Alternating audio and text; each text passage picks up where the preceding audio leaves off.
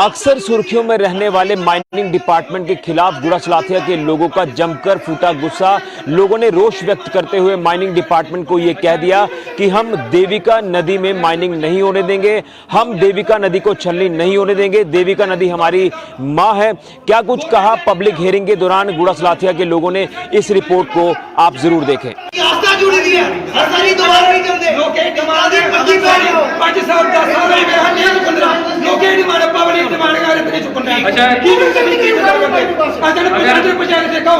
दो पंचायतों साढ़े घोड़े अंडर पंचायत ठेका करो ना, साढ़ी पंचायत चुका के देता गवर्नमेंट लैंड नहीं है, उसने सारी जमीन उड़ाई, उसने सारी जमीन उड़ाई कर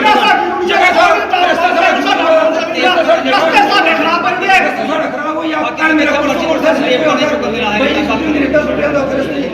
छोटी एरिया मतलब उसने घर बनाना, उसने कोई बाथरूम बनाना, उन्हें एक आधी ट्राली से लैनी लैनी ट्रालियां मैंने देख नहीं मुकदी देख मुक्का नहीं ना। तू स्टैंडर्ड करी करी पहले तो सानू फिक्र ही कि साढ़े इलाके देता थोड़ा जा नहीं थोड़ा, हूं तो सानू ये फिक्र है कि जम्मू कश्मीर भी देता थोड़ा जा नहीं थोड़ा, सारा नेता तो बाहर जा रहा है और भी टिप्पणे गए भोई भोई। इस करिए जेड़ा मां का दुध बच्चे वास्ते है, बच्चे ने मां का दुध पीना पीना, ये थोड़ी तुम मां का मास के नोचना शुरू कर उड़ गए पुट्टी उड़े ने जिथे साडे मोर तक अंडे दिंदे है, मोर मोरगी जो भी अंडे दिंदे वो अज किराए के पासे दसा ने, साडे जानवर किराए के पासे अज दसा ने। ये आखा दे वातावरण की अस बचा रहे हैं, ये केड़ा वातावरण का अस सुनना देवका सुंदरीकरण होना, ये केड़ा सुंदरीकरण है। मैं पूछना इस मैसेज से बैठे लोग क्या देवका की माइनिंग होनी चाहिए कि नहीं होनी चाहिए, माइनिंग होनी चाहिए या नहीं होनी चाहिए। जेड़े लोग चाहते माइनिंग नहीं होनी चाहिए हथ खड़ा करो जरा, सारा आते आखिर माइनिंग नहीं होनी चाहिए, तुम कि मीटिंग करा दे उसे केड़ी सरकार है जी अपनी लोगों की कंसेंट के बगैर की मीटिंग कराई जा रही। जो तुम टेंडर करी लोगों का कहीं टाइम पर दो, तुम कैसी बेवकूफ बना दे लोग टेंडर तुम करी ना। जो लोग चाहते हैं टेंडर कैंसिल होए हथ खड़ा करो, जो लोग चाहते हैं टेंडर कैंसिल होए हथ खड़ा करो, सारा आते आखिर टेंडर कैंसिल होना चाहिए। तुम कि माइनिंग करा रहे यार, बेवकूफ बना रहे लोग। आई वाश पकौड़े खाओ, चाह पियो, हाथ चोड़ खा तो घरे जाओ, इट मीन की सारा प्लान दे रहे हैं, प्री प्लान है। लोग बेवकूफ बना रहे, लोग का टाइम बना रहे तुम लोग, जिन्हें किसी ने काम काज बनाना होती है किसी बेचारा बैठे का। इस करिए तुहरा आख देवका मेरिया की माइनिंग नहीं होनी चाहिए। ये साढ़े वास्ते मां है, मरने जमने के पहले सू 2 महीने मां ने संभालिया और मरने के बाद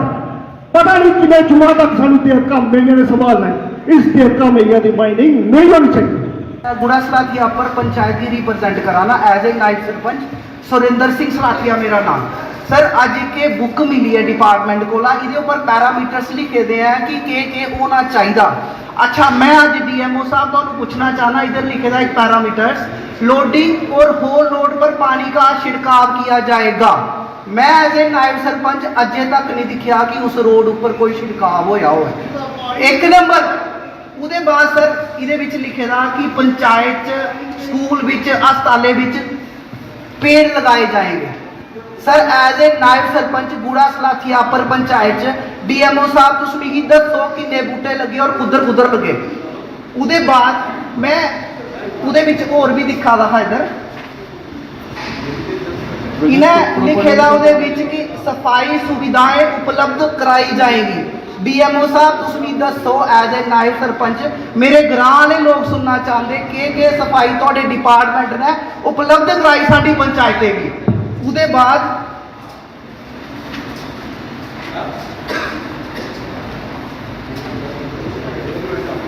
बाद सड़क मरम्मत आई। मैं कुछ पॉइंट्स बोला ना जेड़े मी थोड़े समझ आ रहे। इहदे च लिखे था कि सड़क मरम्मत करने वास्ते 1 लाख रुपए की लागत करना है, सड़क मरम्मत करके। डीएमओ साहब केड़ी सड़क मरम्मत की जी सानू पंचायत रिप्रेजेंटेटिव्स की लुकदी गई नहीं अजे तक जितने भी सवाल है ये आपके। अच्छा ये सारे सवाल जो है ये प्रोजेक्ट प्रोपोनेंट जो ठेकेदार है ना। डीएमओ साहब सुनो अस क्रॉस क्वेश्चनिंग कराने तुहाडे कन्नै तुस पूछो ना नहीं के करा दे ने। उहदे बाद इन्हें लिखे था कि अस दवाइयां देगे 81,000 दी दवाइयां देगे। इन्हें पूछो कुत्थे कुत्थे तुसें बंडियां ते कुसी प्रोवाइड कीतियां। उहदे बाद लिखे दा इन्हें कि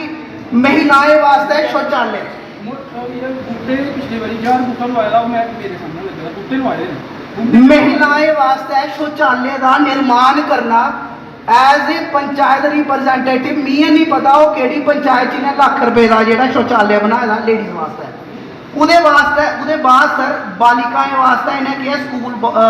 बैग और बुक्स देनियां हियां मी नहीं लगता इन्हें कुछ डिस्ट्रीब्यूट की होगियां अगर ये इन्ने पैरामीटर्स के उपर खरा नहीं उतरा दे तो उस ब्लैक लिस्ट क्यों नहीं करते ऐसी कंपनी की ब्लैक लिस्ट होना चाहिए जेडे अपने टर्म एंड कंडीशन फुलफिल नहीं करा दी सर मूक दर्शक नहीं बनो ये लोग सुनना चाहते ਤੁਹਾਨੂੰ ਸਰਪੰਚ ਕੰਪਨੀ ਨੇ ਬਣਾਇਆ ਜਾਂ ਸਰਕਾਰ ਨੇ ਬਣਾਇਆ सर सानू सरपंच लोकें बनाया गौरमेंट का एक प्रोसीजर है जिहदे विच ग्रां दे लोग इलैक्शन होंदी ग्रां दे लोग इलैक्ट करिए सानू as a punch as a naib sarpanch as a sarpanch represent ਤੇ ਤੁਹਾਡੇ ਨੋਟਿਸ ਕੋਈ ਐਸੀ ਕਾਰਵਾਈ ਨਹੀਂ ਹੋਈ सर ये ਜਿਹੜੀਆਂ ਚੀਜ਼ਾਂ ਅੱਜ ਮੈਂ ਤੁਹਾਨੂੰ ਬੋਲੀਆਂ ਇਹਦੇ ਵਿੱਚ ਐਜ਼ ए ਨਾਇਬ ਸਰਪੰਚ ਅਪਰ ਪੰਚਾਇਤ ਗੁੜਾ ਸਲਾਥੀਆ ਇਹ ਨਾਇਬ ਤਹਿਸੀਲਦਾਰ ਸਾਹਿਬ ਹੀ ਬੈਠੇ ਦੇ ਜਿਹੜੇ ਮੈਂ ਸਰ ਪੁਆਇੰਟਸ ਬੋਲੇ ਆ ਇਹ ਸਾਡੀ ਪੰਚਾਇਤ ਦੀ ਅਜੇ ਤੱਕ ਇੱਕ ਚੀਜ਼ ਵੀ ਨਹੀਂ ਮਿਲੀ ਹੈ अच्छा नैब जी ये चीज़ दस गया कि मतलब कि टेंडर होने के बाद जरा ये मीटिंग है सही है पब्लिक है सर पोल्यूशन कंट्रोल बोर्ड ने एक कड़ी रहती है जब भी इन्वायरमेंटल क्लियरेंस होता है तो उसमें एक पब्लिक हेयरिंग होती है तो आज हमारे 2 ब्लॉक्स की पब्लिक हेयरिंग हुई यहाँ पे 1/5 की और 1/11 की वहाँ कुछ लोगों ने